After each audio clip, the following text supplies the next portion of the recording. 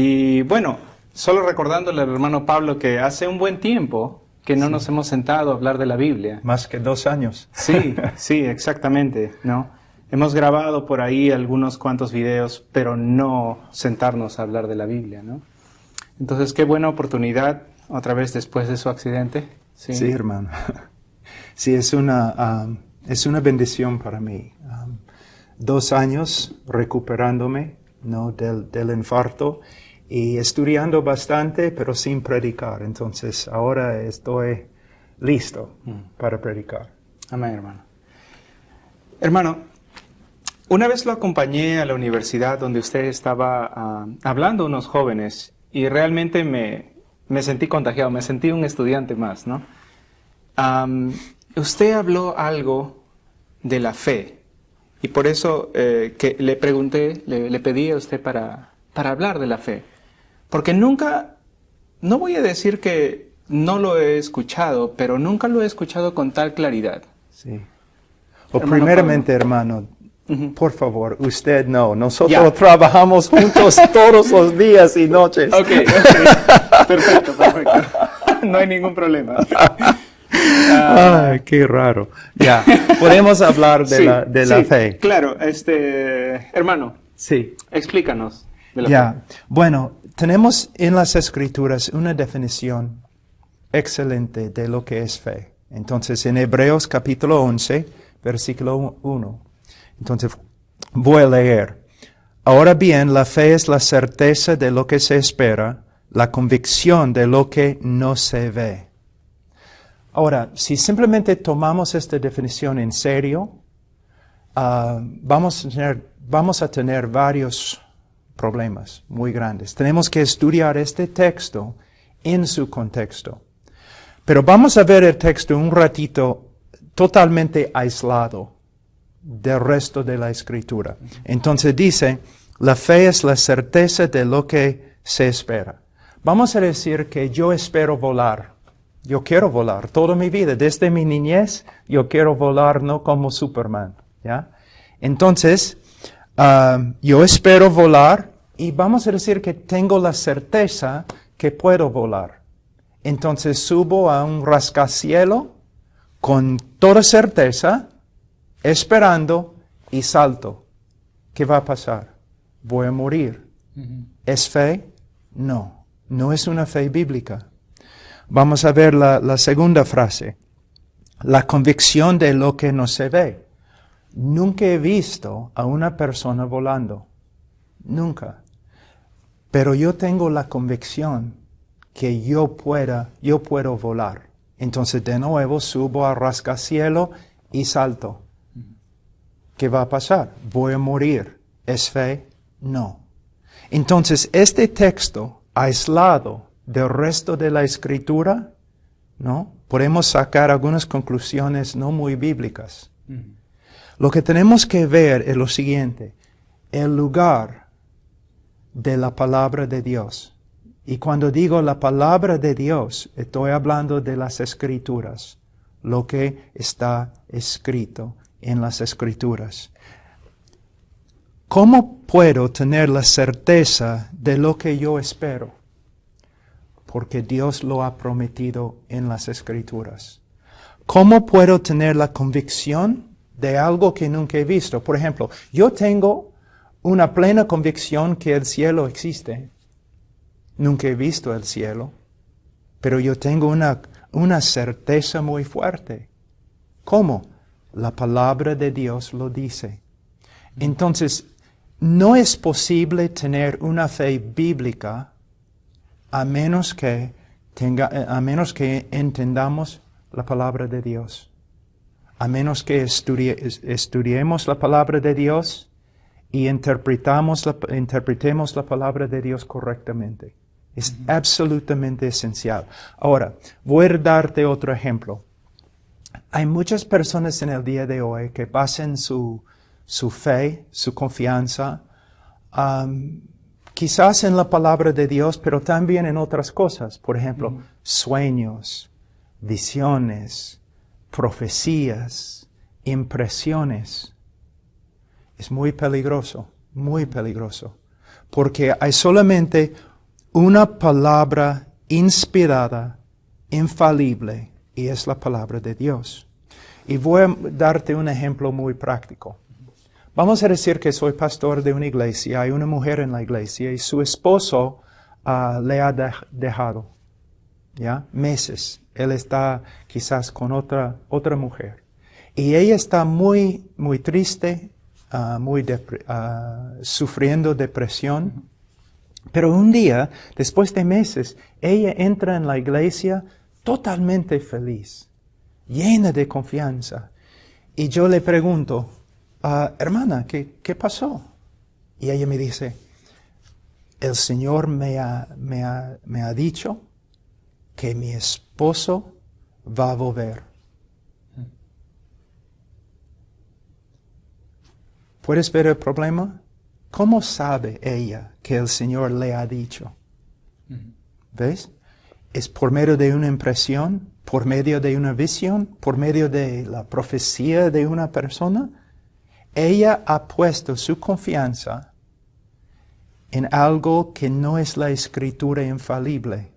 También su gozo ahora y su confianza se basa en algo que tampoco es infalible.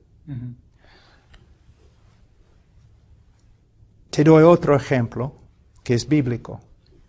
Después de 6 meses de pelear contra depresión y tristeza, ella entra en la iglesia con confianza, tranquilidad y con gozo. Y yo le pregunto, hermana, ¿qué pasó?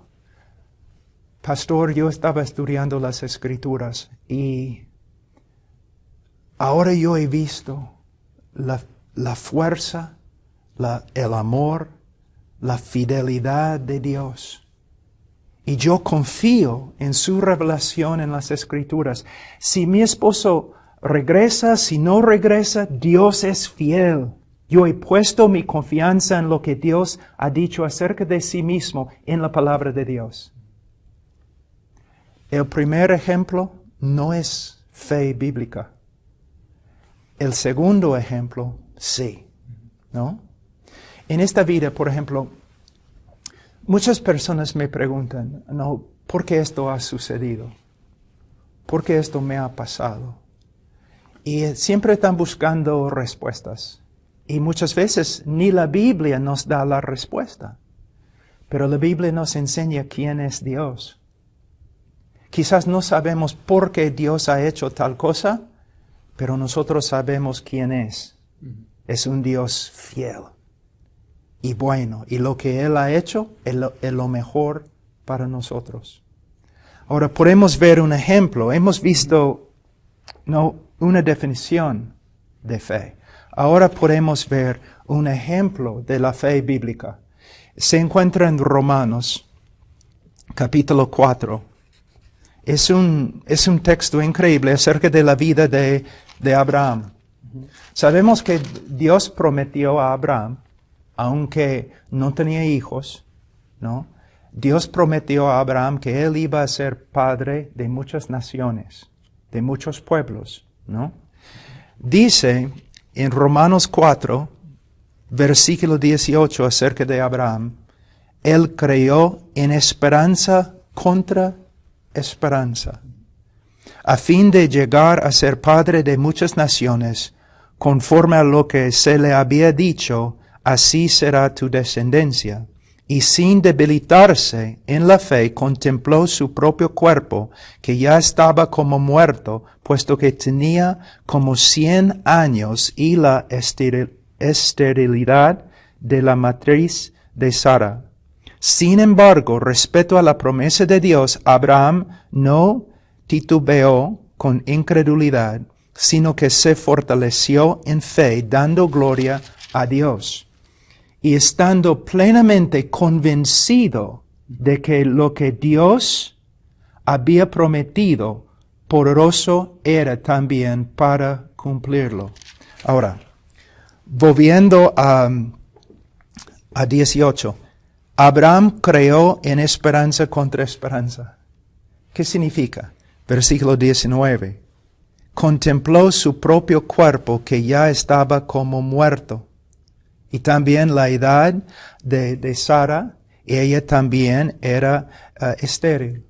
Entonces, él contempló su propia edad, ya un viejo, pues. Y su esposa no podía concebir. Entonces, físicamente no había esperanza. Él no podía poner su confianza en sí mismo, su juventud, su fuerza. Él no podía poner su confianza en su esposa. Entonces, cuando él estaba mirando las circunstancias, no es posible. Pero él, mira lo que dice, él creó en esperanza contra esperanza. No había razón de tener esperanza, excepto Dios le había hablado. ¿Okay?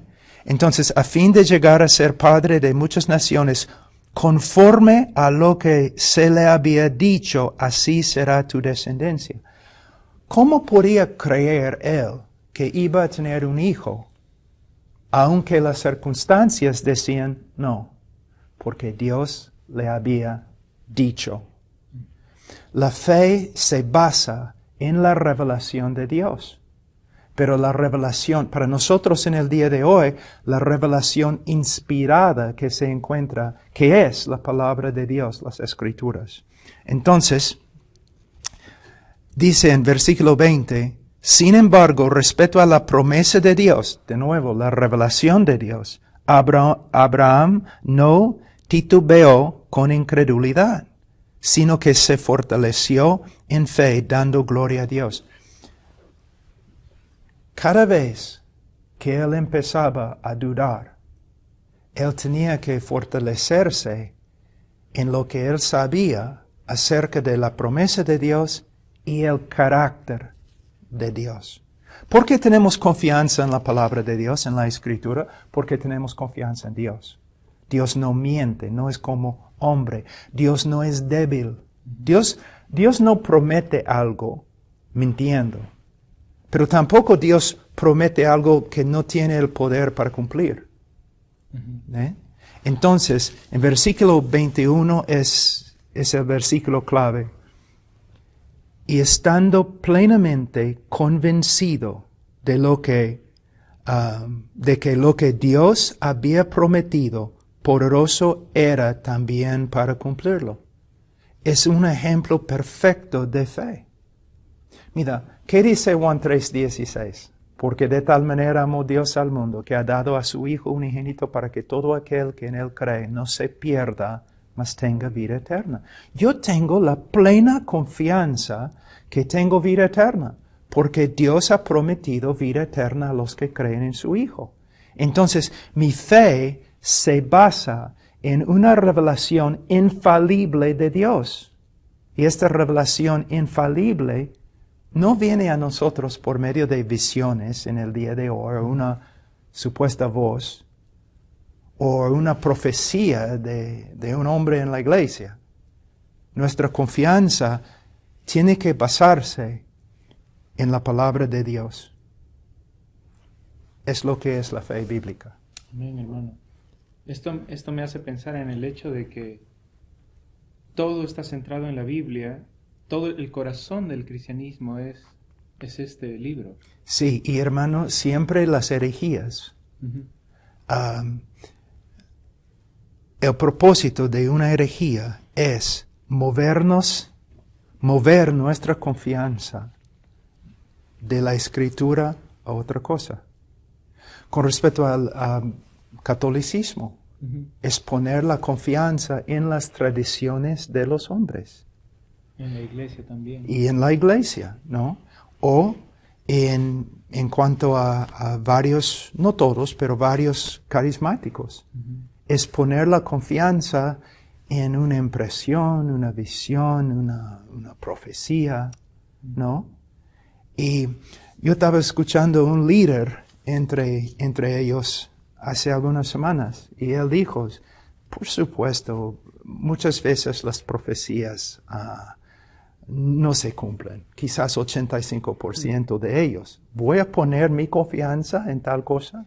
No, pero la palabra de Dios es infalible, es incapaz de tener errores, porque Dios es no solamente su autor, sino el que conserva la palabra, preserva la palabra de Dios. ¿Sí? En mi hablar con algunas personas o católicos, siempre he tocado este tema de las escrituras. Y hasta que me vi casi como atacado, ¿no? Atacado Sí. porque yo creo que solo la escritura y es suficiente. Sí. Realmente es como si toda nuestra fe no puede irse más allá de este libro, ¿no? Entonces, tú claramente lo explicas. Para mí fue, como decía al principio, este versículo de Hebreos 11 Sí. como que no tiene mucho sentido para mí. Sí. Exactamente, porque tenemos esta tendencia a sacar un verso del contexto, ¿no? De su contexto. Y su contexto, este es un claro ejemplo Sí. de que el contexto de un verso no es solamente el capítulo anterior, el capítulo siguiente, sino todo de la Biblia, ¿verdad? Sí, y muchas veces, Christian, muchas veces yo he escuchado personas, quizás me puedes ayudar acá, citando al filósofo Kant, ¿no? Que la fe es un salto a la oscuridad, ¿no? Sí. Así. Simplemente tienes Un salto ciego. Sí. Simplemente tienes que creer. No es una fe bíblica. Nosotros saltamos porque Dios ha dicho, salta. Saltamos porque podemos encontrarlo en la palabra de Dios. Yo creo en Cristo. No es una fe ciega. Es una fe que se basa en la revelación de Dios en las Escrituras. Pero vamos un ratito a segundo Timoteo,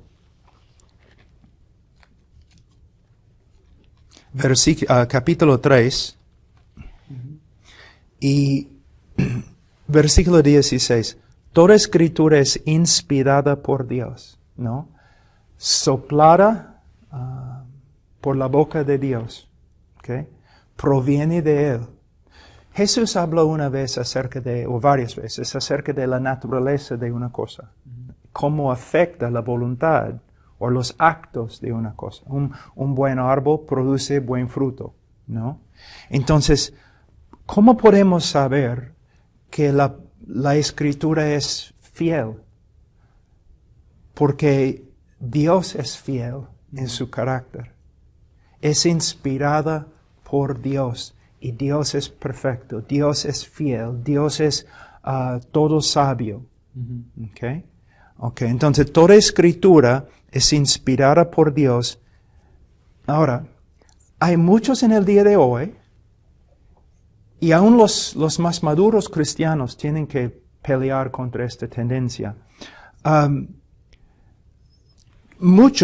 mayoría de los cristianos reconocen que toda la escritura es inspirada. No, ningún cristiano va a decir, no, esta parte es un error, tiene error. Pero a veces interpretamos la escritura a través de nuestra cultura. No puede ser. Estamos tan arraigados en nuestra cultura que interpretamos la Biblia a través de nuestra cultura. Entonces, reconocemos que el texto sí se encuentra en la Escritura, y la Escritura es inspirada, pero no puede ser. Tiene que haber otra interpretación. Especialmente cuando el humanismo, ¿no?, se enfrenta con la soberanía de Dios, ¿no? No puede ser. Entonces necesitamos tener cuidado. Toda Escritura es inspirada por Dios y útil para enseñar, para reprender, para corregir, para instruir en justicia, a fin de que el hombre de Dios sea perfecto, equipado para toda buena obra. La palabra perfecto acá puede ser también apto, ¿no? Aquí es la parte importante. Y yo he hablado con muchos teólogos y Y he leído a través de la historia muchos teólogos y todos están de acuerdo con lo que voy a decir. Si tú me dices que la palabra de Dios es inspirada, o tú me dices que es infalible, está bien, pero de una forma no significa mucho. Hay una cosa más que tienes que aceptar, que la palabra de Dios es suficiente. Es suficiente.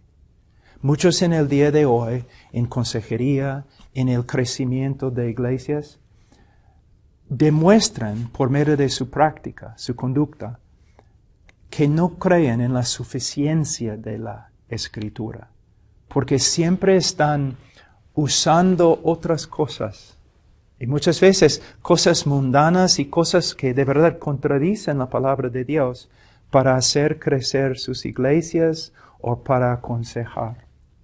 ¿Eh? Entonces, nosotros somos cristianos conservadores. Creemos que la Biblia, toda la Biblia, es la palabra de Dios. Pero aunque es así, necesitamos tener bastante cuidado, porque siempre hay influencias entrando, ¿no? Que pueden llevarnos de una confianza completa en la palabra de Dios. Entonces siempre tenemos que tener una guardia bien puesta con respecto a la palabra. Entonces la Biblia viene a ser como la Constitución o la Carta Magna de un país, ¿verdad? Es todo, hermano. Es todo. Y hay una cosa que puedo decir acá.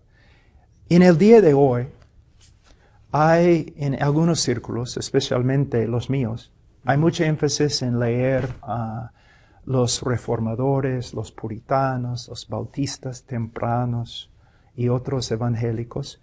Y está bien.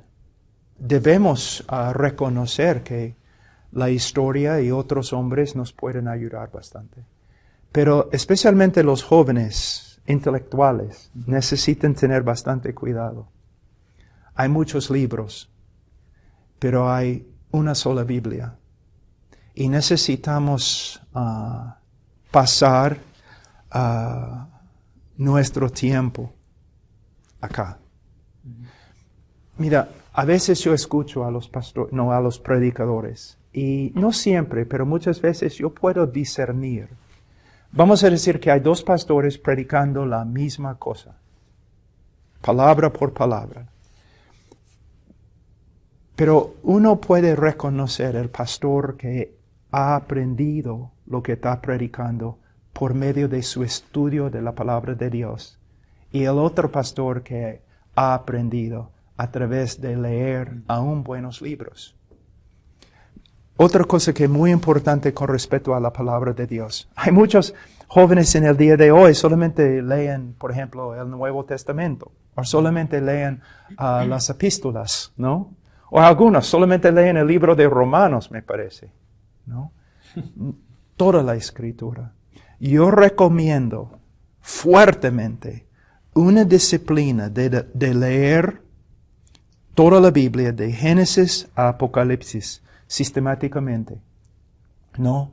Y no solamente una vez al año, varias veces al año. Hermano, ¿podrías explicar a qué te refieres con sistemático para las personas que no han escuchado muy bien el término? Ok. Tú has leído más que yo en la literatura española. No, vamos a pensar en un libro un libro clásico. Un título, ¿puedes darme un título? El Cid. El Cid. Muy difícil leer para mí, hermano. Pero, para cualquiera. Sí, pero no vas a empezar a leer el Cid en capítulo 11.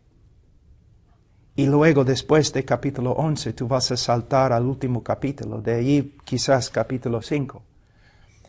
No vas a poder entender, ¿no?, el contexto de nada.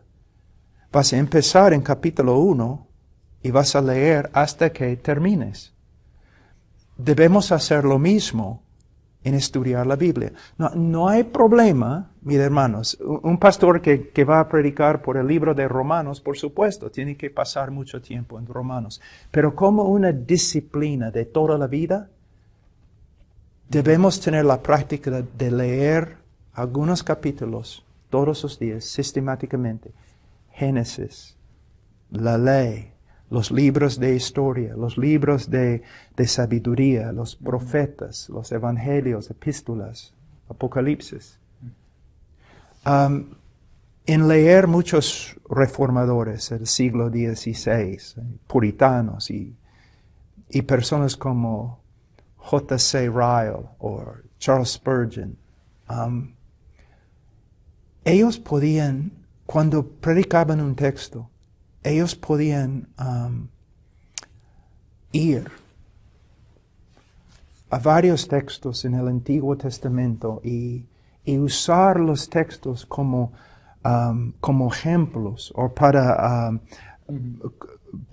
explicar un texto en el Nuevo Testamento, ¿no? Muchos en el día de hoy no predican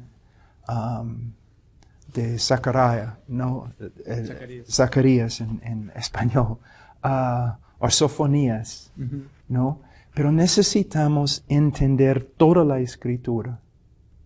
Una cosa que es muy interesante para mí es que estudiando el Nuevo Testamento en griego es la relación entre el Nuevo Testamento y el Antiguo Testamento. La relación entre las enseñanzas de Jesús. A veces Él está usando frases que son idénticas a lo que se encuentra en otra parte del Antiguo Testamento. Si queremos entender el Antiguo Testamento, tenemos que entender el Nuevo Testamento. Y si queremos entender el Nuevo Testamento, tenemos que estudiar el Antiguo Testamento, toda la Escritura. Es bueno cuando uno dice que somos cristianos nuevo testamentarios, ¿no? Pero necesitamos tener cuidado. Necesitamos ser cristianos bíblicos. Cristianos bíblicos. Quería compartir contigo, ¿Sí? No voy a decir usted. Algo que me pasó, yo estaba trabajando y compartiendo el Evangelio en el ascensor con un amigo. Y había una persona que había estado en estas iglesias de la prosperidad y todo eso, que estaba escuchando. Entonces, yo fui, como acostumbro a hacer, a explicar un poco la expiación, a explicar el Cordero. Sí. Y por qué en el Antiguo Testamento era necesario el sacrificio. Sí. Apenas escuchó eso, este otro hombre que estaba ahí, dijo, no, eso no está correcto. Los cristianos creen en el Nuevo Testamento y que el Antiguo Testamento es otra cosa, ¿no? Sí. Hermano, te digo, en ese momento es como que un muro entre esta persona Sí. con la que yo estaba conversando. Sí. Un muro. Ya era casi imposible regresar al tema. Sí. Sí, es muy triste. Y también hay otros que se identifican con cristianismo, que estudian el Antiguo Testamento sin entender el Nuevo Testamento y todavía están viviendo bajo la ley.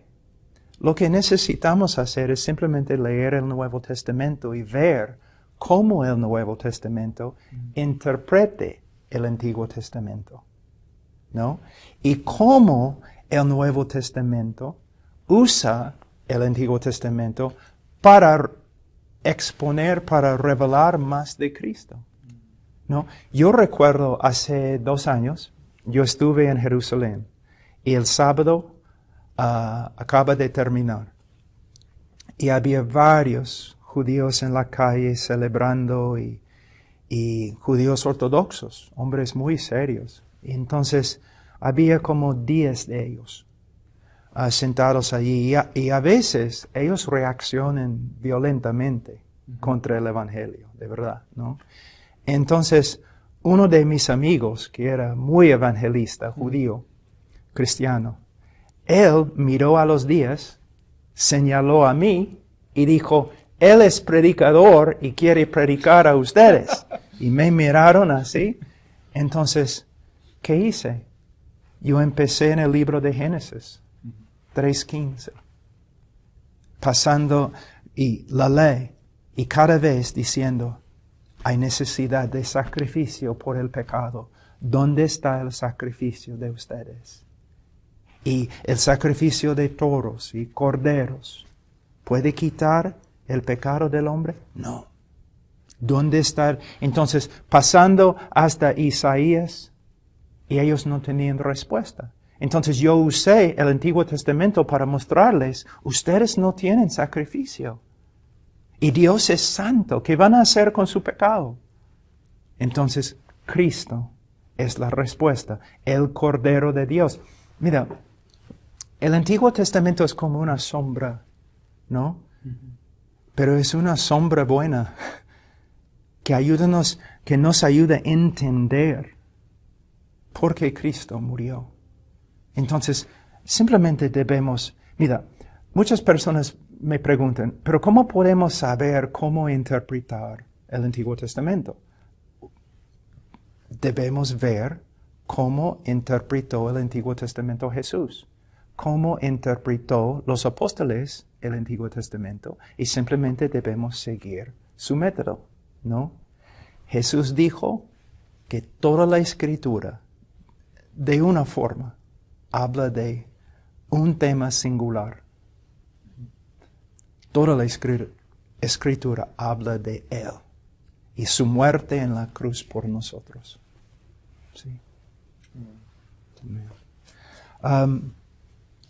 Entonces, si hay jóvenes cristianos o cristianos maduros o aún pastores de muchos años que están escuchándonos, debemos todos reconocer la necesidad de leer toda la Escritura, y meditar en toda la Escritura, y ver a Cristo en toda la Escritura. Como los puritanos que son mencionados hace un rato, que son los que citan a Ageo, Sofonías. Sí.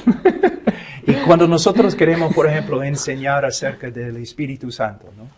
Entonces, mayormente vamos a Juan capítulo 14, capítulo 16. Ellos, a varios textos en el Antiguo Testamento que ni hemos leído, ¿no? Sí. Y demuestra nuestra necesidad de estudiar toda la Biblia.